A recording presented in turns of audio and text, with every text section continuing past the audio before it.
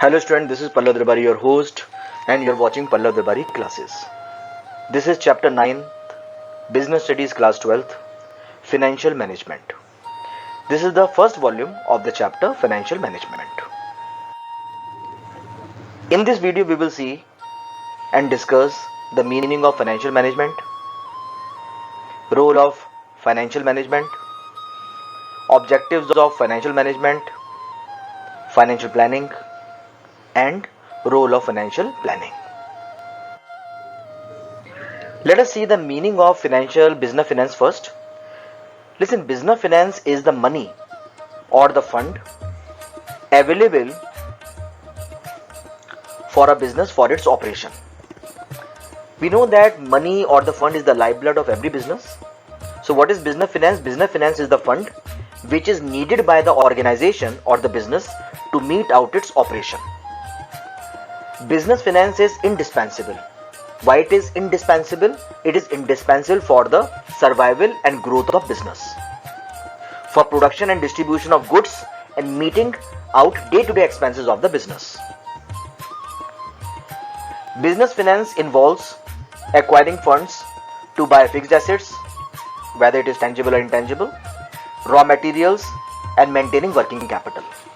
So we have seen the meaning of the business finance. In a very simple word, we can say business finance is the funds available by a business organization to meet out its operation. It is the lifeblood of every business, because without the finance, without the funds, the business can't think of survival. Now let us see the meaning of financial management. Traditionally, financial management is concerned with the efficient acquisition and allocation of funds. So what is traditionally financial management? Traditionally, financial management is acquiring money and the investment of money. But right now the definition has changed. Today, financial management is concerned with the flow of funds, and in the financial management, following decisions is being taken. The decision relating to the procurement of funds, investment of funds in long term and the short term, and the distribution of earning to owners. So right now, what is financial management? Financial management is concerned with the flow of funds and it involves decisions relating to the arrangement of funds, decision relating to the investment of funds in the long term and the short term assets, and it is related with the distribution of earning to the owners. So what is financial management? As per today, financial management is the flow of funds, and it involves decision relating to finance, investment, and dividend. Now let us see the role of the financial management. Listen, the role of the financial management is very important. This question can be asked as explain the role of financial manager. So role of the financial management and the role of the financial manager, both are the same. Now let us see. Listen, the common activities and the area that are influenced by the financial manager or the management are: number one, size and the composition of the fixed asset. What it means? It means that the financial manager decide where to invest the money. He will decide whether he will invest the money in machinery A, machinery B, or he will invest the money for the construction of building, or he will purchase the building. So the financial manager decide the size and the composition of fixed assets. The next function is he will decide how much money he will hold in the form of cash, how much money he will hold in the form of bills of exchange, bank balance, debtors, stock, etc. So financial manager decide the composition of current assets. The next is the financial manager will decide how much money should be arranged for the longer period and how much money should be arranged to meet out the day-to-day requirement of the business. So he is the person who will decide the long-term and the short-term finance. The financial manager will also decide the money to be raised by the issue of shares. He will also decide the money to be raised by the issue of loan.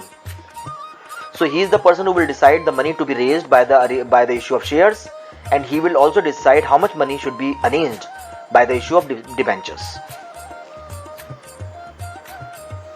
Beside this, he also influenced the items to be considered in the profit and loss account. The question is how he can influence the items in the profit and loss account.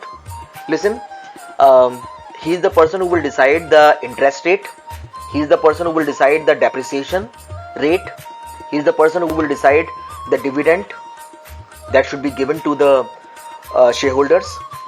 So by deciding the interest rate, depreciation, commission, mortgage, etc., or dividend, etc., he influences the profit and loss account. Let us explain all the things in detail. The first is the size and the composition of the fixed asset. Financial manager decide the size of the fixed assets. In short, we can say the financial manager is decide the investment plans. The next is the amount and the composition of the current asset. The financial manager decide how much current asset he will keep in the form of cash, bills of exchange, bank balance, stock, debtors, etc. The next is the amount of long-term and the short-term finance. The financial manager decide the amount to be raised for long-term investment and the amount to be raised for short-term projects to meet out the working requirement of the business. The financial manager also decide the long-term debts by the issue of shares or debentures and other borrowings. What it means that the financial manager decide the amount to be raised by the issue of shares or debentures. The financial managers also affects the items in the profit and loss account. The question is how the items in the profit and loss accounts are affected by the financial management decision. The financial manager decide the interest amount, depreciation to be shown, etc. And all this has the effect on the profit and loss account of the business. So here we have seen the role of the financial management. Now let us see and discuss the objectives of financial management. The main and the foremost objective of the financial management is to maximize the wealth of the equity shareholders. What it means? It means that the per value of the share should increase and more equity shareholders should invest the money on the equity shares. So what is the foremost objective? The foremost objective is maximization of wealth of equity shareholders. Remember, this motive of shareholders, that is maximization of wealth of equity shareholders, will only be attained when the following objectives should be set by the management. What are the objectives which should be set for the maximization of the wealth of equity shareholders? The first is liquidity, the second is profitability, third is efficiency, fourth is growth, and the last one is return on capital. Because of setting up these 5 objectives, the profit maximization is possible, the profit of the organization should increase, and because of which the maximization of wealth of equity shareholders will be attained. Remember one thing, with the objectives of wealth maximization of the equity shareholders, following objective will be automatically achieved. What are those objectives which will be automatically achieved with the maximization of wealth of equity shareholders? The first one is profit maximization, profit will increase. Second one is maintenance of liquidity, it means sufficient cash will be available to the business houses.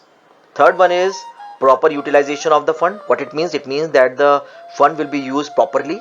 And the last one is meeting financial commitment with the creditors. It means the business houses will keep the words with the creditors. They will make the timely payment to the creditors. Fine. So we have seen that, and more or less we can see that the objective which will be automatically achieved with the objective of the maximization of the equity shareholders is the objective that we set, that is liquidity, profitability, efficiency, growth, and returns on capital.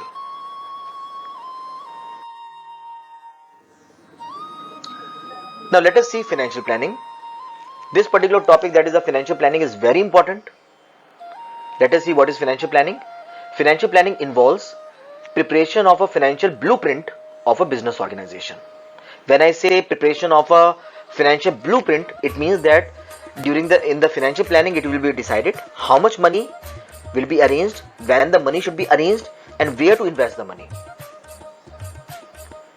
So it is the process of estimating the funds requirement of a business and determining the possible sources from which it can be raised.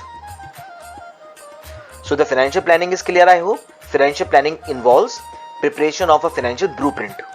In 1 mark, this is the only thing which we have to tell. Financial planning is the preparation of a financial blueprint of a organization.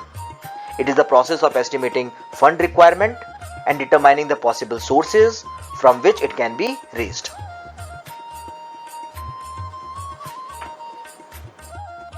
Now let us see and discuss the objectives of financial planning. The first objective of the financial planning is to ensure the availability of the funds whenever they are required.